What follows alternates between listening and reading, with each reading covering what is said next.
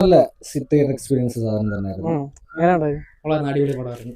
പ്രണവ് എങ്ങനെയുണ്ടായിരുന്നു? പ്രണവ് നല്ല അടിപൊളിയായിട്ട് അഭിനയിച്ചിട്ടുണ്ട്. അടിപൊളിയായിരുന്നു. നല്ല അഭിനയം. ഈ ഇത്ര നാളത്തെ പ്രണവിന്റെ ഒരു അഭിനയ എല്ലാ പടങ്ങളിൽ നിന്നും പുള്ളിക്കാരൻ ഒരു വ്യത്യസ്ത രീതിയിലാണ് ഈ സിനിമയ്ക്ക് നല്ലോണം അഭിനയിച്ചിരിക്കുന്നത്. പിന്നെ ഡയറക്ഷൻ രാഹുൽ Direction സദാശിവൻ അടിപൊളി. പുള്ളിക്കാരനും നല്ല ഓരോ പടത്തിനകത്തുനിന്നും പുള്ളിക്കാരൻ ഓരോ വ്യത്യസ്തത തന്നെ കാണിക്കുന്നുണ്ട്.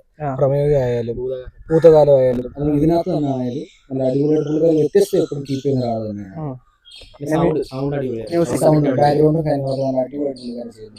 ഇടയ്ക്കിടയ്ക്ക് ചില പേടിക്കാനുള്ള കാര്യങ്ങളൊക്കെ വരുന്നുണ്ട്. മേക്കിംഗ് അടിപൊളിയാണ്. ഫസ്റ്റ് തിയേറ്റർ എക്സ്പീരിയൻസ് അടിപൊളിയാണ് ഇതിനകത്ത്. പിന്നെ അതിൽ എടുത്തു പറയാൻ വേണ്ടി പ്രണവല്ലാതെ അഭിനയിച്ച ആരെങ്കിലും മറ്റേ ആ ഫീമെയിൽ ക്യാരക്ടർ ആ ഫിലിപ്പിന്റെ അമ്മയായിട്ട് അഭിനയിച്ച സ്ത്രീ നല്ലോണം അഭിനയിക്കുന്നു. എല്ലാം അടിപൊളിയായിട്ട് ചെയ്യുന്നത്. പിന്നെ ഒരു പയ്യനുണ്ട്, നല്ല അടിപൊളിയായിട്ട് അഭിനയിച്ചു. ഈ രാഹുൽ സദാശിവൻ ഇപ്പൊ ചെയ്തുകൊണ്ടിരിക്കുന്നത് മൊത്തം ഒരു ഹൊറർ ഇതിലാണ് സിനിമകളെല്ലാം ചെയ്യുന്നത്. അപ്പം അതിനെപ്പറ്റി എന്തുവാണ് പറയാനുള്ളത്?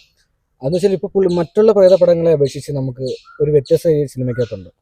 ഒരുപാട് വ്യത്യാസം എന്ന് വെച്ചാല് പണ്ടത്തെ യക്ഷി വെള്ള സാരി കൊടുത്ത് അങ്ങനെയുള്ള പരിപാടിയും കാര്യങ്ങളൊന്നും ഇതിനകത്ത്. എന്ന് വെച്ചാല് പ്രേതം വളരെ അപ്പിയറൻസ് വളരെ വളരെ കുറവാണ് ഇതിനകത്ത്. പ്രേതത്തിന്റെ അന്തരീക്ഷം നല്ലോണം പുള്ളിക്കാരൻ കൊണ്ടുവരുന്നത് അതിനകത്ത്. പേടിക്കുന്ന രീതിയിലും കാര്യങ്ങളെല്ലാം കൊണ്ടുവരുന്നു.